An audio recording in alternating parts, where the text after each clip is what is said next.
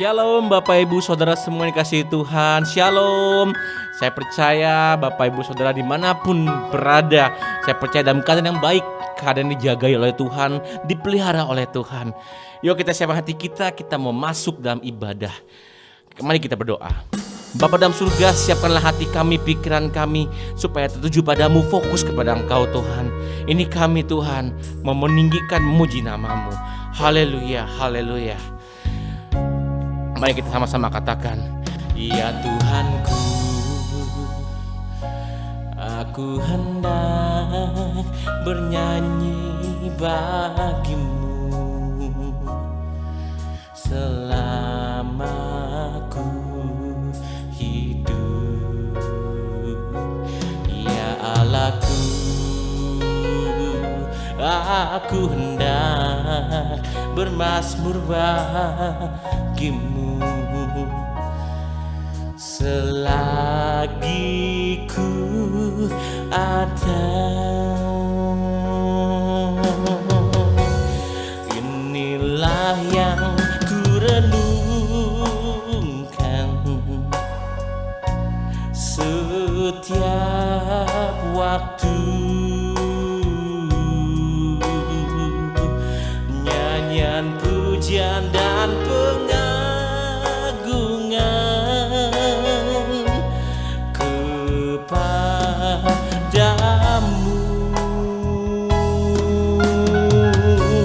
Biarlah manis kau dengar Tuhan, manis kau dengar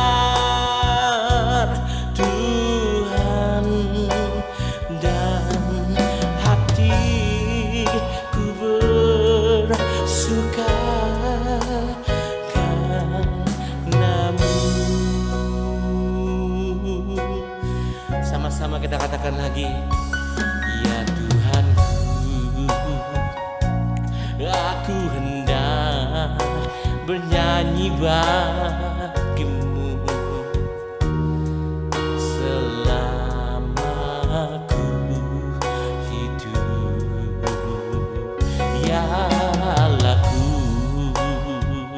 aku hendak bermazmur bagimu selagi ku ada. Inilah yang ku renungkan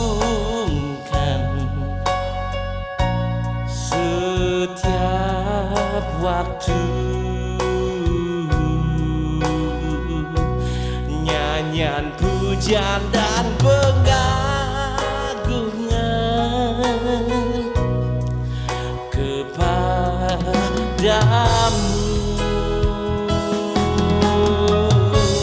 Biarlah manis kau dengar Tuhan, manis kau dengar Tuhan, dan hatiku bersuka karenamu. Sama-sama katakan, inilah yang ku renungkan setiap waktu, nyanyian pujian dan pengagungan kepadamu.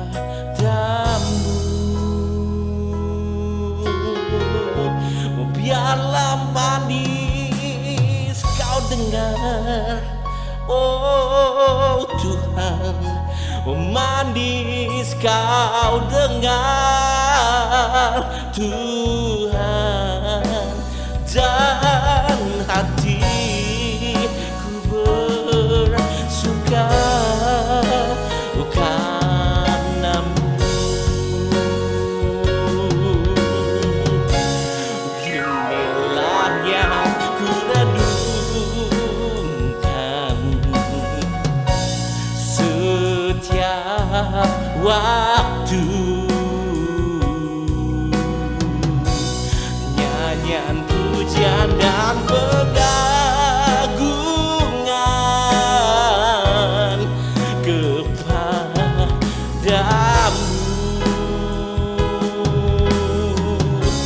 Biarlah manis kau dengar Tuhan, manis kau dengar Tuhan, dan hatiku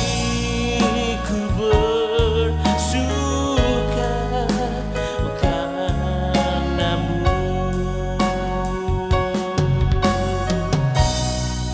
Dan hatiku bersuka karenamu.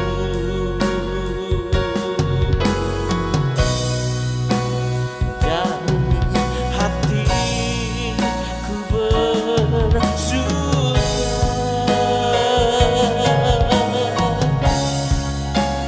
karenamu.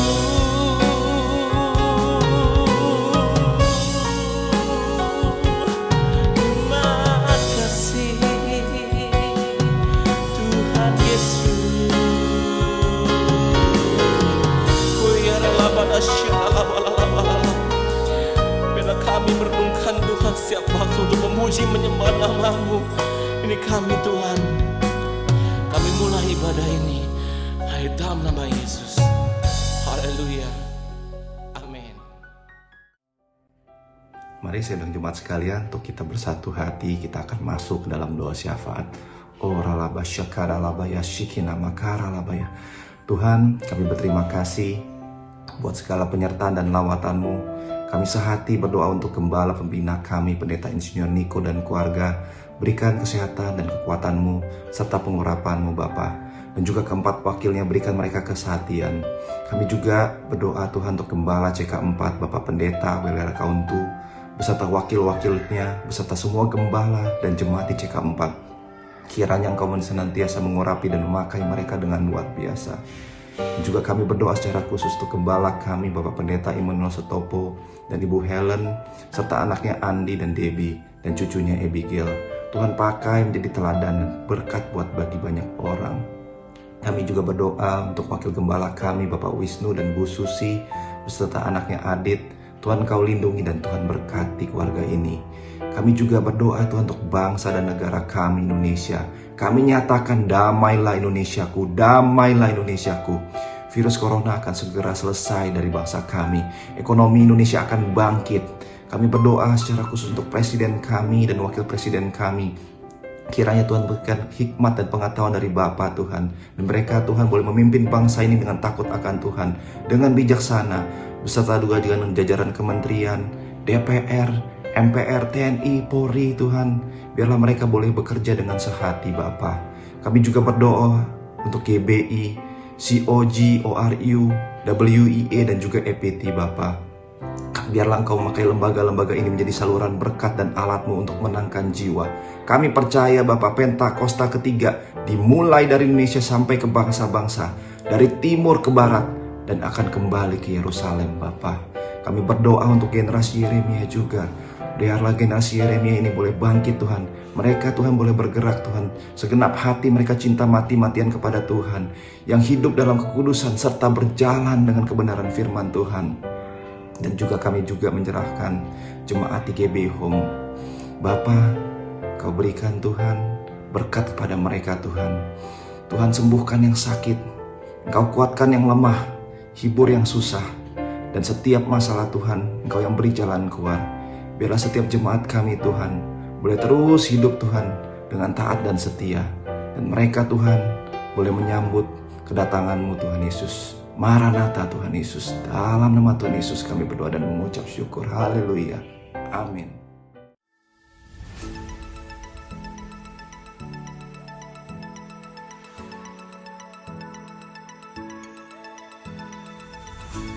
Ibadah minggu depan akan dilaksanakan pada hari Minggu pukul 11. Ibadah bersama dilaksanakan melalui aplikasi Zoom. Diharapkan jemaat dapat mengambil waktu untuk masuk ke hadirat Tuhan di rumah masing-masing, berdoa bersama keluarga pukul 9 malam setiap hari. Mari bergabung bersama keluarga untuk menikmati dan merasakan hadirat dan pengurapan Roh Kudus lewat rumah doa GBI Home Palem Galaksi setiap hari Selasa pukul 8 malam via Zoom. Untuk para wanita, bergabunglah di dalam ibadah doa wanita yang diadakan setiap hari Rabu pukul 7.30 malam via Zoom. Bagi jemaat yang rindu bersekutu dan bertumbuh di dalam Yesus, kami undang untuk bergabung bersama di dalam komunitas Cool yang dilaksanakan setiap hari Kamis. Cool dilakukan melalui aplikasi Zoom. Silakan menghubungi Bapak Catur di nomor 0857 1550 2817 untuk mendapatkan undangan. Persembahan dapat disalurkan melalui rekening berikut. Persembahan umum dan perpuluhan BCA 07376 07376 atas nama GBI Palem Galaksi, atau dapat menggunakan QR Code berikut ini. Scan QR Code yang tertera di layar dan selanjutnya dapat mengikuti proses yang tertera pada aplikasi e-payment Anda.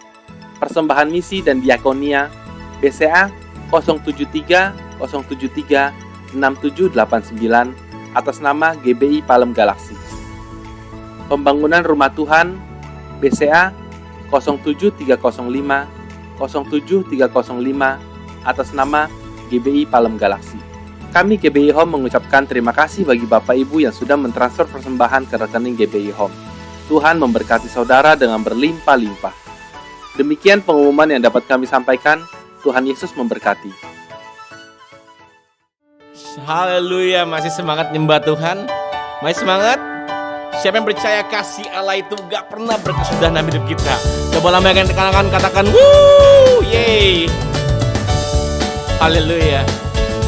Sama-sama katakan, kasih Allah tak berkesudahan, selalu baru setiap pagi. Rahmatnya pun tak pernah berakhir seumur hidupku. Sekali lagi, kasih Allah tak berkesudahan, selalu baru setiap pagi. Rahmatnya pun tak pernah berakhir seumur hidupku. Dengan sukacita ku kan nari, dengan sorak-sorai memuji, ku naikkan pujian haleluya, nyanyi bagi Dia Sang Raja, nyanyi bagi Dia Sang Raja.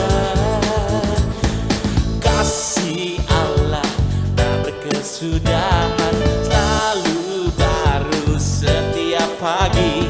Rahmatnya pun tak pernah berakhir seumur hidupku. Sama-sama, dengan sukacita ku kan nari, dengan sorak-sorai memuji. Lagi, ku naikkan pujian haleluya, nyanyi bagi Dia Sang Raja, nyanyi bagi Dia Sang Raja. Dengan sukacita ku kan menari, dengan sorak-sorai memuji, ku naikkan pujian haleluya, nyanyi bagi Dia Sang Raja, nyanyi bagi Dia Sang Raja. Saudara, dengan sukacita ku kan nari, dengan sorak-sorai memuji, ku naikkan pujian haleluya, nyanyi bagi Dia Sang Raja, nyanyi bagi Dia Sang Raja. Lagi-lagi, yeay, dengan sorak-sorai memuji, ku naikkan pujian haleluya, nyanyi bagi Dia Sang Raja, nyanyi bagi Dia Sang Raja, nyanyi bagi Dia Sang Raja selamanya.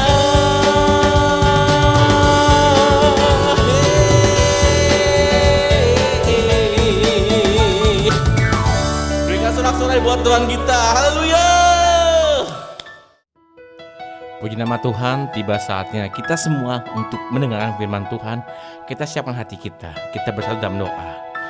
Bapa dalam surga, terima kasih Tuhan, ini kami datang padamu Tuhan. Kami mau mendengarkan isi hatimu, kebenaran firman-Mu Tuhan. Urapi kami, supaya kami dimanapun kami berada Tuhan, kami bisa fokus kepada Engkau Tuhan. Di dalam nama Yesus Tuhan kami telah berdoa. Haleluya, amin. Tiada pernah ku ragukan kasih setiamu, ya Tuhan. Setiap waktu dalam hidupku tak pernah kau tinggalkan. Meski langit tampak suram, awan gelap pun menghadang. Hadapi badai, lewati gelombang, tak pernah kau tinggalkan diriku.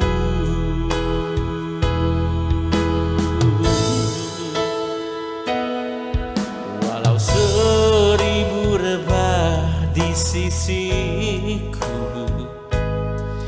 kau tetaplah Allah penolongku.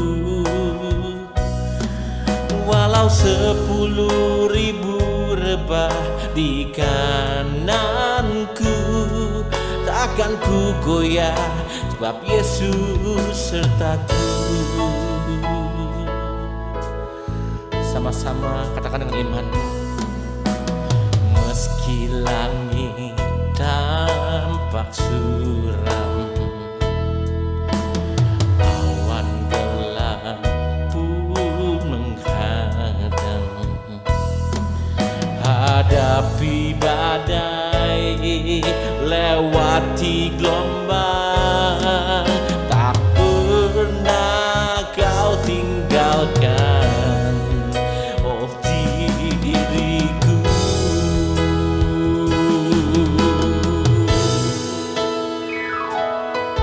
Walau 1000 rebah di sisiku, kau tetaplah Allah penolongku. Walau 10.000 rebah di kananku, takkan ku goyah, sebab Yesus sertaku.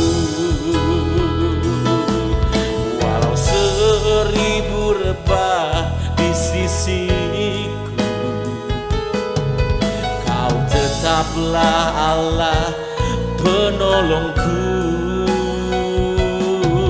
Walau 10.000 rebah di kananku, takkan ku goyah, sebab Yesus sertaku. Takkan ku goyah, sebab Yesus sertaku. Takkan ku goyah, takkan ku goyah, sebab Yesus sertaku.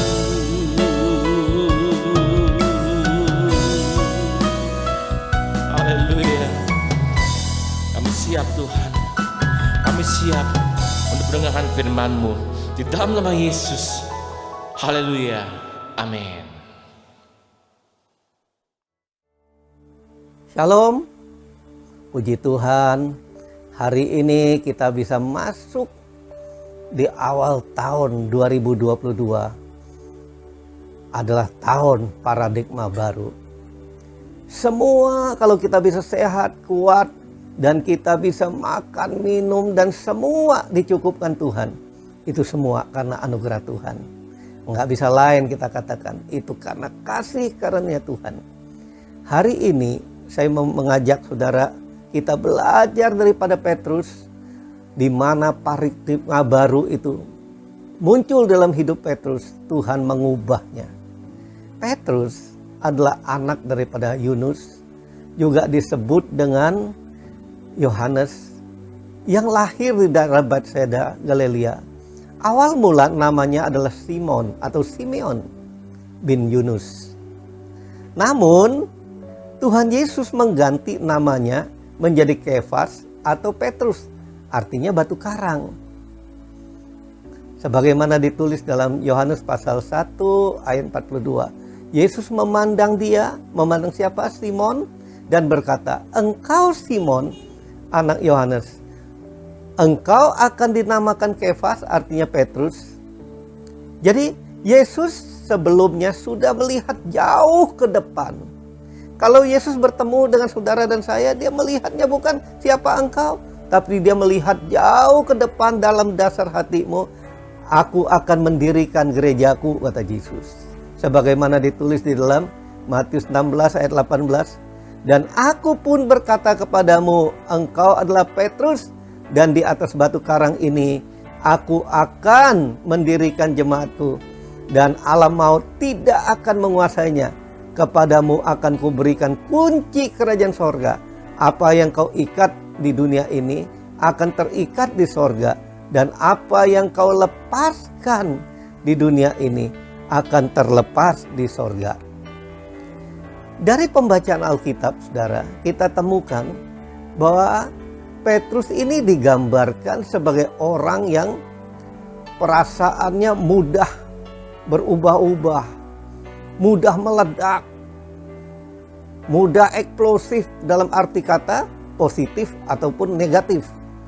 Orangnya spontan, reaksinya cepat, kadang-kadang tanpa pikir atau bertindak dulu. Resiko belakangan dah. Walaupun secara lahiriah Petrus adalah orang yang kasar, tidak stabil, mudah berubah-ubah, namun Yesus melihat di kedalaman hati Petrus ada kehendak yang baik dan hati serta jiwa yang besar, mulia serta agung, dan punya kesetiaan kepada Tuhan. Maka itu Yesus mau mengubah Petrus yang memiliki banyak kelemahan itu menjadi batu karang yang kokoh. Kalau kita memperhatikan perjalanan hidup Petrus dalam mengiring Tuhan Yesus, maka Petrus ini dapat disebut orang yang ada di dalam lingkaran satu, selalu ada di mana Yesus ada. Kalau kita lihat satu contoh ya, di dalam Matius pasal yang ke-16 ayat 16. "Maka jawab Simon Petrus, engkau adalah Mesias, anak Allah yang hidup." Kapan dia katakan ini? Ketika saudara Yesus bertanya. Orang berkata, "Aku ini Elia, aku ini salah seorang nabi, salah seorang guru. Tapi siapakah aku ini menurut engkau?" Petrus spontan menjawab, "Engkau adalah Mesias, anak Allah yang hidup." Petruslah orang yang pertama kali memberikan pengakuan iman bahwa Yesus adalah Mesias dan anak Allah yang hidup. Nah, saudara-saudara, ketika Yesus selesai menyampaikan ini, Yesus katakan bahwa anak manusia akan diserahkan kepada imam-imam kepala, ahli-ahli Taurat, dan orang-orang Farisi, dan akan dibunuh. Pada hari ketiga akan bangkit kembali. Nah, saudara, apa yang terjadi? Petrus ini juga orang yang saudara begitu spontanitas ketika Yesus ajak dia untuk melihat ketika Tuhan Yesus dimuliakan di atas Gunung Tabor bersama Musa dan Elia. Petrus juga yang berkata, "Tuhan, betapa bahagianya kami berada di tempat ini. Jika engkau mau, biarlah kudirikan di sini 3 kemah. Satu untuk engkau, satu untuk Musa, dan satu untuk Elia." Dia dengan spontan, saudara-saudara, mengatakan untuk hal itu. Jadi reaksinya cepat dalam semua itu. Juga saudara kalau perhatikan ya, ketika Tuhan Yesus katakan dia mau diserahkan, maka kamu akan tergoncang imannya, murid-murid tergoncang imannya, maka kamu semua seperti domba kehilangan gembalanya akan tercerai-berai. Siapa yang berdiri dan berkata, biarkan mereka semua tergoncang imannya, karena engkau, aku sekali-kali tidak akan meninggalkan engkau. Itulah yang diucapkan Petrus di dalam Matius pasal 26 ayat 33. Begitu saudara, dia spontan mengatakan tanpa dipikir. Lalu Yesus katakan, Petrus, kamu akan menyangkal aku 3 kali sebelum ayam berkokok. Yesus memberitahukan dia. Nah, saudara, kalau saudara perhatikan, pada ketika saudara di dalam Yohanes 18 ayat 10, di sana pada waktu Yesus ada di taman, datanglah Yudas mau menangkap Yesus. Saudara, ketika Petrus melihat orang banyak itu, dia cabut pedangnya dan dia meletakkan pedangnya, dan kuping sebelah kanan daripada Malkus itu putus. Lalu Yesus katakan, sarungkan pedangmu, Petrus.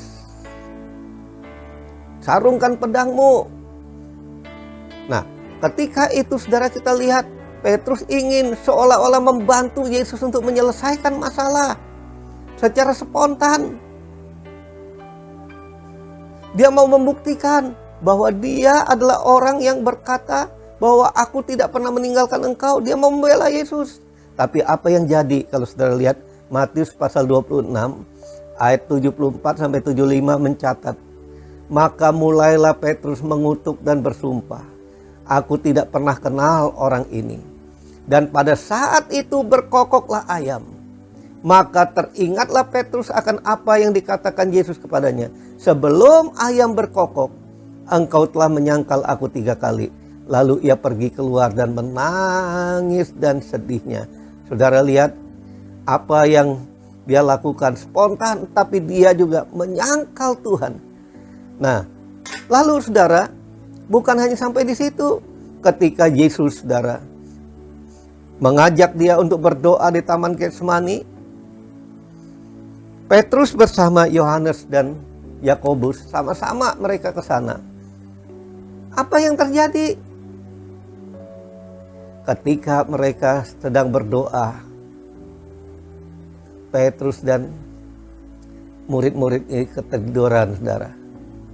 Saudara nggak akan pernah lupa di dalam Matius pasal 16 ayat 22, ketika Yesus katakan dia mau diserahkan. Yesus itu menarik, saudara, Yesus ke samping, dan Petruslah yang berkata dengan spontan dan menegur. Dia berani sampai menegur Yesus, katanya, Tuhan, kiranya Allah menjauhkan hal itu. Hal itu sekali-kali takkan terjadi menimpa engkau. Tapi Yesus katakan, Petrus, hai Simon, enyaklah iblis. Enyaklah iblis. Simon, engkau hanya berpikir menurut pikiran dunia, tapi engkau tidak pernah memikirkan rencana Allah. Saudara, sampai menjelang penderitaan Tuhan Yesus pun, rupanya Petrus belum mengenal Tuhan Yesus sungguh-sungguh. Ketika Yesus mengatakan bahwa ia harus menderita, dibunuh dan dibangkitkan pada hari 3, Petrus belum tahu akan hal itu. Bahkan sebelum Yesus menderita, Petrus masih bertengkar dengan siapa? Dengan murid-murid yang lain. Dengan siapa? Dengan murid-murid yang lain. Untuk apa? Mencari siapa yang terbesar sebagai murid Yesus. Siapa yang paling utama? Pikirannya masih duniawi, saudara. Juga karena ia belum menerima Roh Kudus. Murid-murid Yesus masih berebutan kedudukan. Tetapi Yesus tahu apa yang diperbincangkan mereka. Maka Yesus berkata, jika seorang ingin menjadi terdahulu, hendaklah ia menjadi yang terakhir. Siapa yang mau jadi terbesar? Dia harus menjadi pelayan bagi semua. Nah, saudara, Petrus dan para muridnya masih lemah sekali. Pikirannya masih penuh dengan perkara-perkara keduniawian. Itulah yang menjadi satu pola hidup mereka, paradigma dalam hidup mereka terjadi dalam kehidupan Petrus sebelum Roh Kudus dicurahkan di hari Pentakosta. Namun ketika pada hari Pentakosta Roh Kudus dicurahkan, diturunkan, memenuhi hidup Petrus dan para murid yang lain, kehidupan mereka berubah secara total. Paradigma mereka mulai berubah. Mereka sudah tidak memikirkan diri sendiri lagi, tidak memikirkan keselamatan sendiri, melainkan hatinya dipenuhi dan meluap dengan Roh Kudus, dan hati mereka terbakar untuk memberi kesaksian tentang Tuhan Yesus yang telah bangkit dari kematian itu. Roh Kudus telah mengubah paradigma Petrus dan menjadikan dia saksi Yesus yang penuh keyakinan dan keberanian. Sekarang ia tidak gentar untuk memberikan kesaksian, sebagaimana kita lihat di dalam Kisah Rasul 2 ayat 14. Maka bangkitlah Petrus berdiri dengan ke-11 rasul itu. Hai kamu orang Yahudi dan kamu semua yang tinggal di Yerusalem, ketahuilah dan camkanlah perkataan ini. Apa dampaknya saudara? Kita baca di dalam Kisah Rasul 2:41. Orang-orang yang menerima perkataan itu memberi diri mereka itu dibaptis, dan pada hari itu jumlah mereka bertambah kira-kira 3.000 jiwa. Bukan hanya itu saudara, Petrus dulunya yang takut, orang yang gak berani, bisa menjadi tiba-tiba berani, bikin kaget semua orang. Karena apa? Karena Roh Kudus memenuhi dia. Kita lihat di dalam Kisah Rasul 3 ayat 6 berkata, Petrus berkata, emas dan perak tidak ada padaku, tetapi apa yang kupunyai kuberikan kepadamu. Demi nama Yesus Kristus, orang Nazaret itu, berjalanlah. Petrus yang sama saudara, yang dulunya adalah orang yang takut. Petrus juga saudara melakukan mujizat, seorang pengemis yang lumpuh di gerbang indah disembuhkan. Namun saudara, Petrus ingat dia terkenang masa lalunya sebelum ia dipenuhi Roh Kudus. Di dalam Matius 17 ayat 6. Ada seorang wanita saudara membawa anak yang kerasukan roh jahat, minta untuk disembuhkan oleh murid-muridnya. Tetapi apa yang dikatakan disaksikan Matius 17 ayat 16? Aku telah membawanya kepada murid-muridmu, tetapi mereka tidak dapat menyembuhkannya. Petrus masih teringat terngiang-ngiang akan semua cerita ini, bahwa dia tidak punya kemampuan apa-apa untuk menyembuhkan. Tetapi saudara, Petrus telah diubahkan Tuhan. Ketika Roh Kudus memenuhi dia, dia bukan hanya berani, tapi dia berani menggunakan kuasa Allah, dan orang yang lumpuh itu disembuhkan. Petrus yang sama, tetapi paradigmanya sudah berbeda sekarang. Dulu dia dengan seorang hamba perempuan yang kecil saja, Petrus harus menyangkal. Dia harus mengutuk dirinya bahwa dia katakan, aku tidak kenal Tuhan Yesus.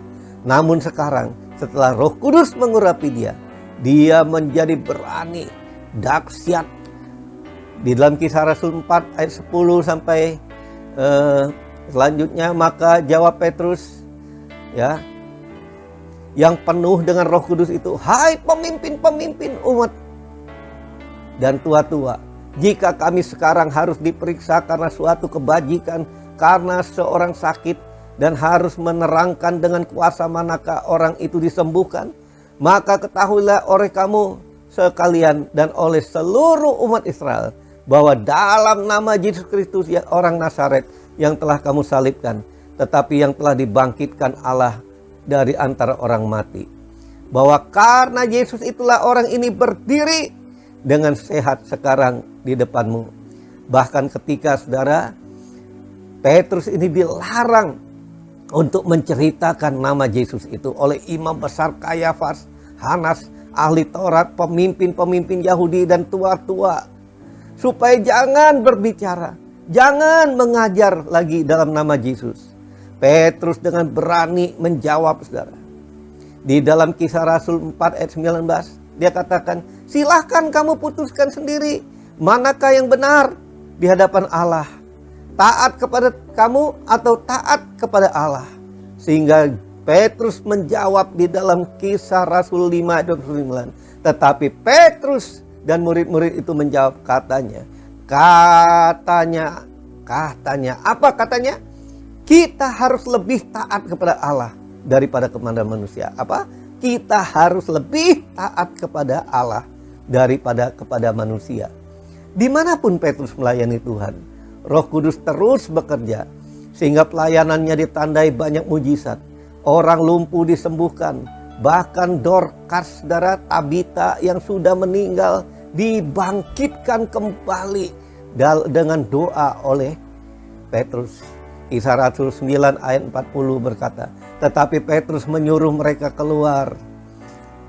Lalu ia berlutut dan berdoa. Kemudian ia berpaling ke mayat itu dan berkata, Tabita, bangkitlah.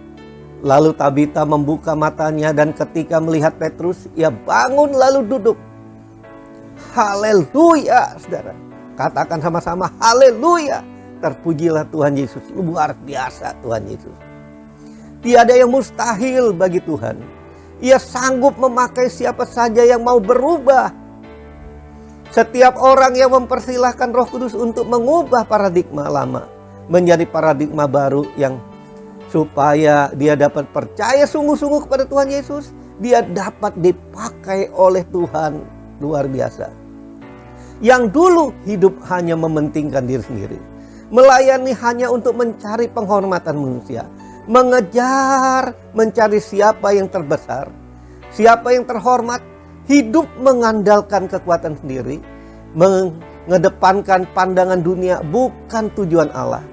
Amarah tidak terkendali, emosi meledak-ledak karena ingin dianggap paling loyal, telinga Malkus putus.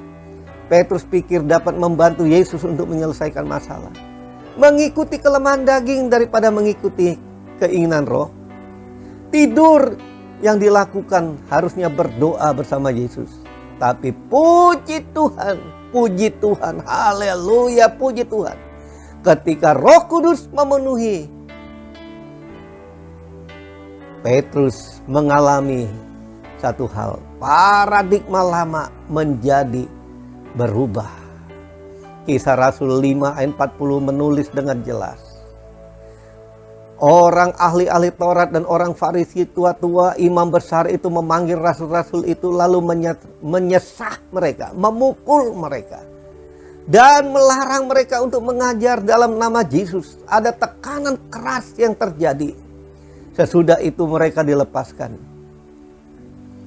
Di ayat yang ke-41 dari Kisah Rasul 5. Rasul itu meninggalkan sidang mahkamah agama dengan dituliskan dengan gembira karena mereka telah dianggap layak menderita penghinaan oleh karena nama Yesus.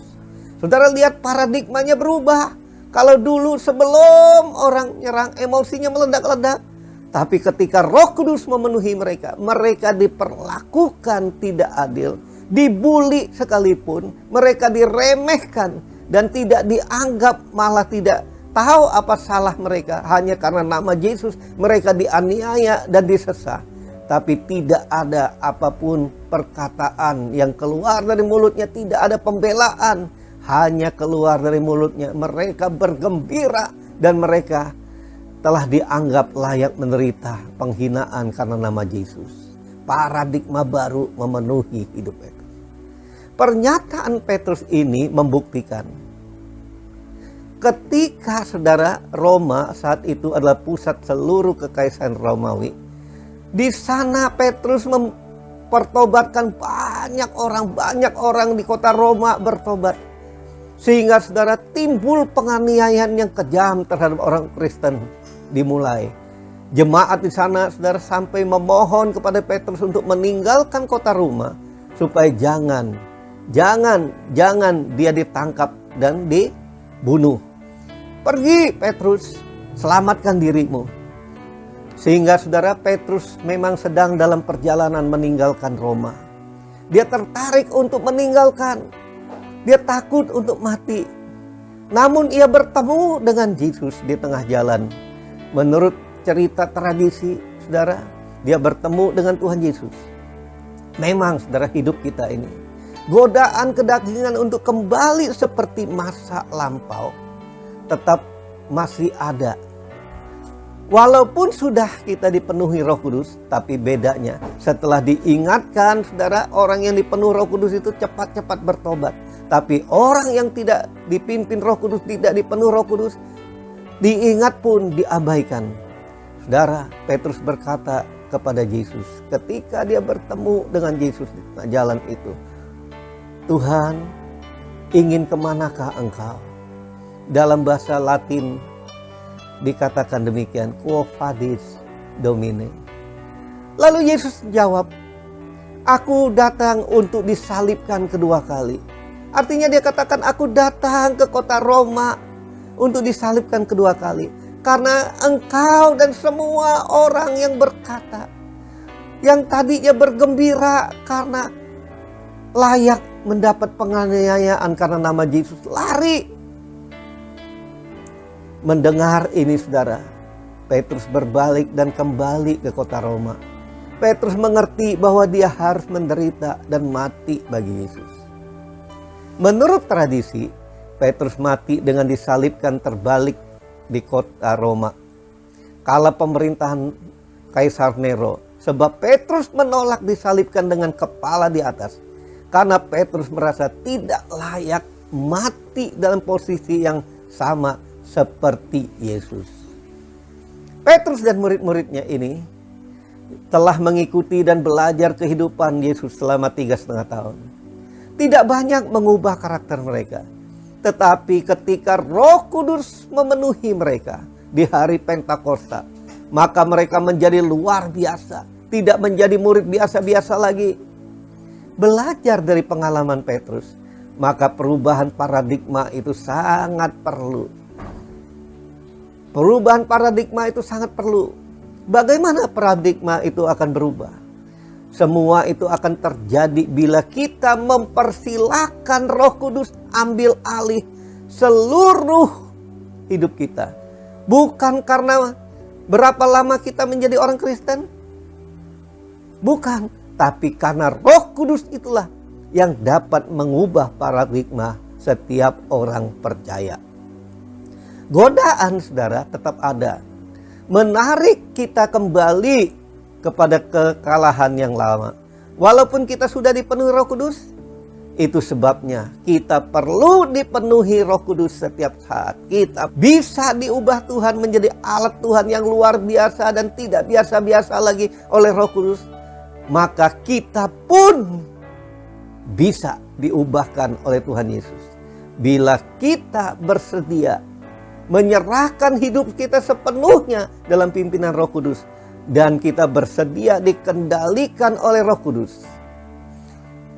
Bila saudara bersedia mempersilahkan Roh Kudus mengambil alih seluruh hidupnya dan berkata, Roh Kudus berdaulatlah atas hidupku. Artinya ambil alih hidupku.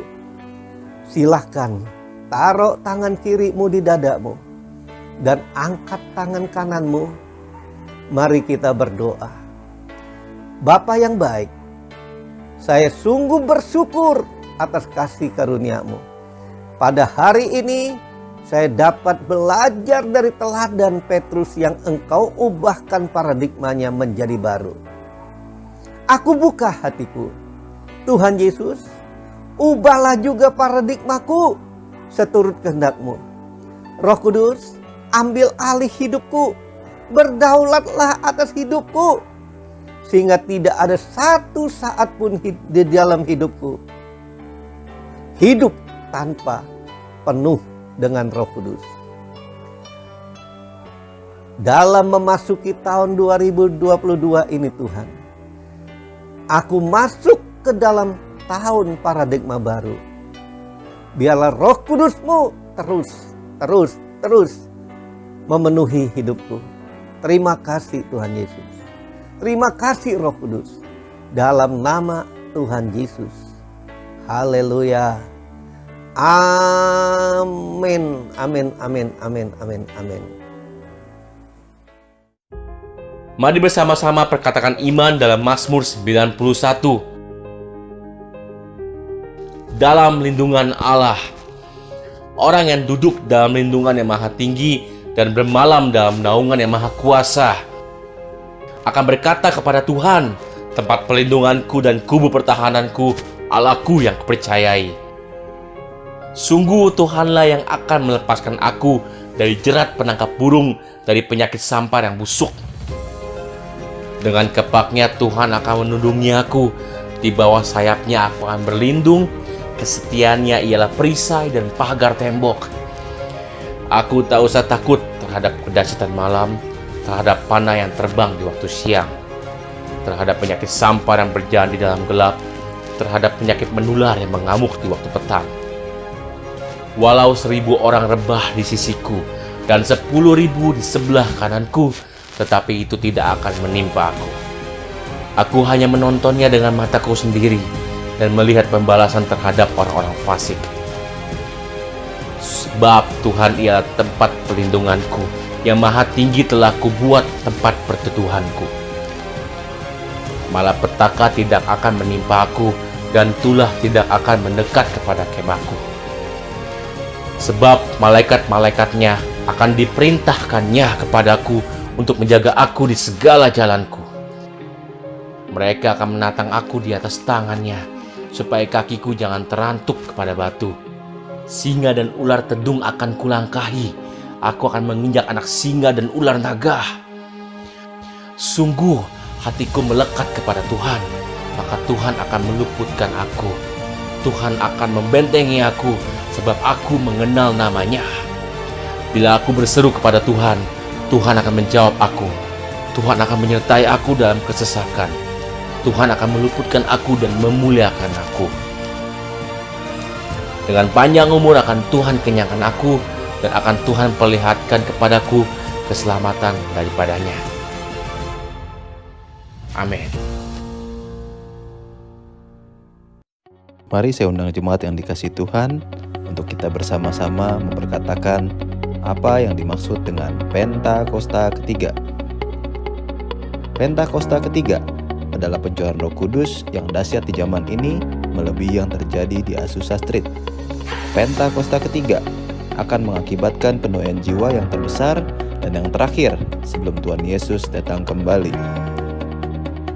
Pentakosta ketiga akan membangkitkan generasi Yeremia, yaitu anak-anak muda yang dipenuhi Roh Kudus, cinta mati-matian kepada Tuhan Yesus, tidak kompromi terhadap dosa, dan akan bergerak untuk memenangkan jiwa.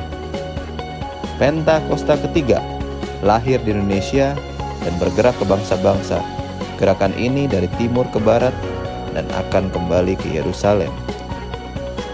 Pentakosta ketiga akan memberikan kuasa untuk menyelesaikan amanat agung, dan setelah itu Tuhan Yesus datang kembali. Amin.